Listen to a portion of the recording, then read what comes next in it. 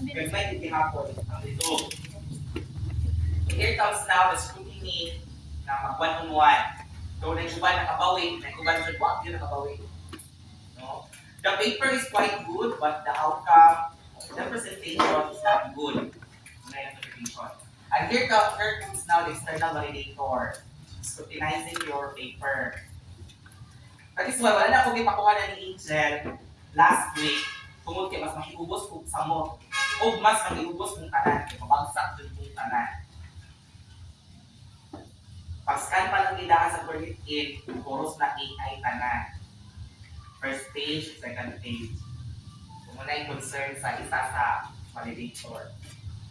So, yan sila. So, 40% pa lang sa paper ang na-scan. Ianat na ang external validator na Sir Ed, majority of the outputs of the students needs the revision. So, imo pala na ito natanggok na akong nalugan. Okay, ma'am. Sige, ma'am. Sige, ma'am. Di uli ang papel, nagkante correction. So, kung ako yung uli yung papel, mag-correction na pamutanan, at hindi kita mahuman ang klase. Naku yung point. So, may tamo-taron, magsabot ang tanan na katong yung disagreed na paper, regardless of the outcome of the presentation and your manuscript, katong correctionan na tanan with the 3 validates and the validator, good as submitted and compliant. Kuha? Yes, sir. Kung mga mo grado, kabalo mo nga nung na-appeal mo sa dili exempted. Kuha? Yes, sir. Okay. Wala siya sa result. Dili pagsada ang trabaho ninyo sa research. Sige. Naiuban nga, hapit na lang dyan mo tong-tong kung kanami yung pinagdaan lang din siya yung mga pila lang yung points para din nga mga 1.75. Pero grabe ang dira dito sa research. Naiuban nga, sayang, kay kalang kay ang portfolio, dito din sa research, di ba wait na. So, good as approved na to yung research, good as okay na lang to yung research. Nagaduhan ako na akong insilida. So, ayun na to yung mga lahat. Sir, kung ako lang ko sa kumutukoleksyon na, kung tingin wala na time.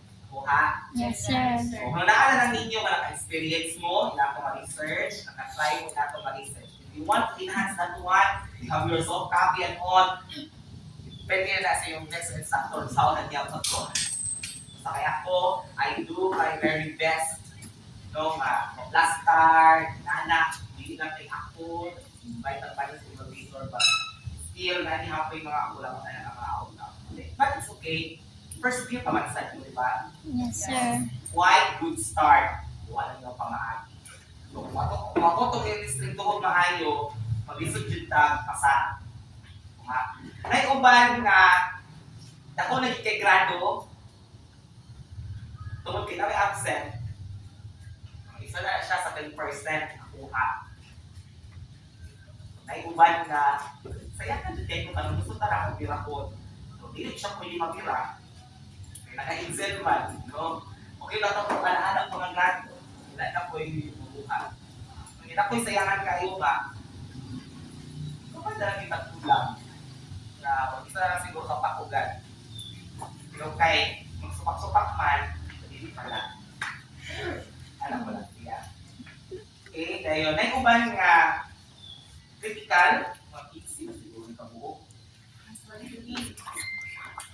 Critical in the sense nga bad standing. Kasi bad standing, wala kasi laing ko kundi ang pagpasar ang exam. Kung ano yung point? Sipak. Ako lang, iputukan kayo. So, nalikaw mo ng tab na ginaro or lugar sa computer, ano ba? So, ano ba ng final na ano ba yung ginaro? Wala na nakita yung activities, di ba? More on research, more on portfolio, more on ano na siya. So, nonetheless, at least, nakita na po yung effort na lang ng awon. Your exam is divided into part 3. Taas-taas din kayo siya. First part is just checking. The second part is a multiple choice test. The part 3 is also a multiple choice test. Okay, muna may pinakasayo, no? Mo na siya, kung ako instructor, muna siya ang pinaka-tsada na exam na tabang sa estudyante. Sa multiple choice, na lang ka na ito ang part answer, di ba? Ang inyo na lang man ang pagbintok-bintok na lang man na dito. So, dili ko mag-guilty kung mabagsak ko sa exam, masakit. Yan ang answer sa exam. Dili ko mag-guilty kung malakit pa ko o dili. So, importante, nagdaan na ako answer sa exam. Dahil yun,